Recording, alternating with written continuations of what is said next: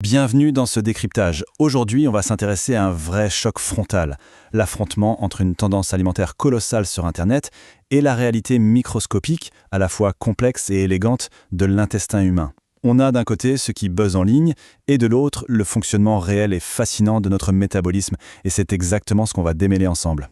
Alors, est-ce que le fait de consommer des tonnes de fibres garantit automatiquement une santé de fer? C'est la question qui brûle les lèvres de tout le monde en ce moment, surtout quand on voit la folie du fibermaxing. C'est un phénomène numérique qui a littéralement explosé les compteurs avec plus de 160 millions de vues, tout ça en promettant une perte de poids ultra rapide et une détoxification spectaculaire. Mais que se passe-t-il vraiment à l'intérieur de notre corps quand on s'impose un tel régime ? 100 grammes de fibres par jour. C'est le volume faramineux que certains consomment pour suivre cette tendance. Pour bien remettre les choses en perspective, les grandes agences de santé, comme l'ANSES ou l'Organisation mondiale de la santé, recommandent un apport quotidien raisonnable situé entre 25 et 30 grammes. On est donc face à un chiffre astronomique qui dépasse de très loin ce pourquoi le corps humain est programmé.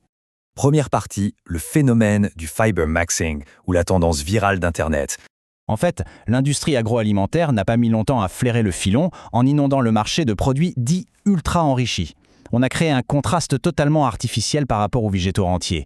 Et le pire, c'est que l'industrialisation de notre nourriture avait fait chuter la consommation moyenne de fibres à peine à 19,6 grammes par jour pour une grande partie de la population.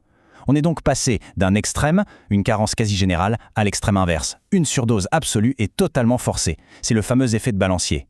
Deuxième partie, fibres solubles et insolubles, pour bien comprendre la différence.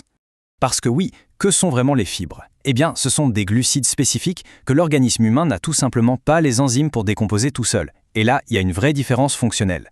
D'un côté, les fibres solubles, qu'on trouve dans les pommes ou l'avoine, elles sont très douces pour l'intestin et fermentent pour créer des composés géniaux. De l'autre côté, les fibres insolubles, comme dans les céréales complètes ou les graines. Celles-ci ne fermentent presque pas, elles font carrément office de petits balais mécaniques à l'intérieur pour stimuler le transit. Troisième partie, la magie des AGCC, le pouvoir des acides gras à chaîne courte. C'est du côté des fibres solubles que la biologie devient véritablement captivante, car notre microbiote agit comme une micro-usine ultra sophistiquée. Regardons cette réaction en chaîne de plus près. Étape 1. La flore intestinale fermente la fibre soluble. Étape 2, cela libère des protecteurs métaboliques puissants, notamment le propionate et le butyrate. L'étape 3 est incroyable. Le propionate déclenche la néoglucogénèse intestinale. Et enfin, étape 4, un signal métabolique monte directement au cerveau pour lui dire de déclencher la satiété. C'est une mécanique d'une précision absolue. Quatrième partie, une nouvelle bactérie héroïne, le vrai coup de théâtre scientifique. La science de l'intestin ne cesse de nous surprendre. En 2026, une équipe de chercheurs de l'UC Louvain a mis en lumière une bactérie nommée Dysosmobacter welbionis. Elle est restée cachée sous les radars pendant des années, car elle est extrêmement difficile à cultiver en laboratoire. Mais sa présence dans le corps est pourtant associée à d'immenses bénéfices, comme la réduction de la graisse hépatique et un bien meilleur contrôle du diabète. Ce qui change vraiment la donne, c'est sa façon de travailler. Elle est capable de produire ce fameux butyrate anti-inflammatoire sans utiliser les fibres habituelles.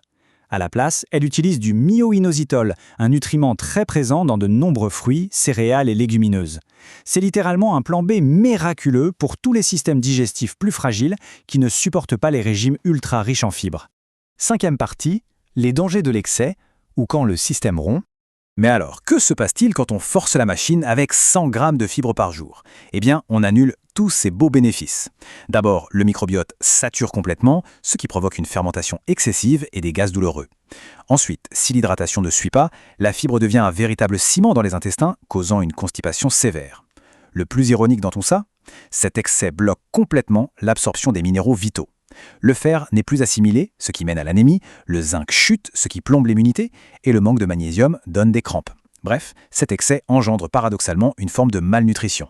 Sixième et dernière partie, l'alimentation amie du microbiote, le grand retour à la réalité. Face à tous ces risques, le mot d'ordre scientifique est clair, il faut collaborer avec notre organisme, pas le brutaliser. Pour chouchouter son microbiote, on augmente les fibres tout en douceur, environ 5 grammes par semaine.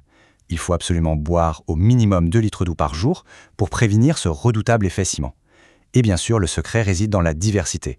Il faut alterner intelligemment entre les fibres solubles toutes douces et les fibres insolubles mécaniques. Pour conclure cette exploration, on peut se poser une question vraiment vertigineuse au moment de passer à table. Quand on mange, est-ce qu'on nourrit réellement nos propres cellules humaines ou est-ce qu'on alimente en fait les dizaines de milliards de microbes qui orchestrent secrètement notre santé, notre énergie et notre métabolisme depuis l'ombre? Garder cette fascinante symbiose à l'esprit, plutôt que de foncer tête baissée dans des tendances virales extrêmes, c'est très certainement la vraie clé d'une santé florissante. Merci d'avoir suivi ce décryptage et à très vite pour de nouvelles découvertes sur ces incroyables mécanismes vitaux.